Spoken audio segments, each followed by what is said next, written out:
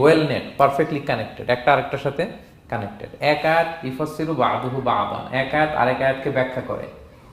অনেক কথা কোরআনের এক জায়গায় সংক্ষেপে বলা হয়েছে, আরেক জায়গায় বিস্তারিত, এক জায়গায় ছোট করে আরেক জায়গায় বড় করে।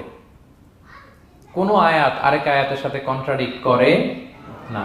আল্লাহ তাআলা বলছেন আফালা ইয়াতাদাব্বারুনাল কুরআন ওয়ালাউ কানা মিন ইনদি গায়রিল্লাহি লাওয়াজাদু ফীহি ইখতিলাফান কাসীরা। তারা কি কোরআন নিয়ে গবেষণা করবে না?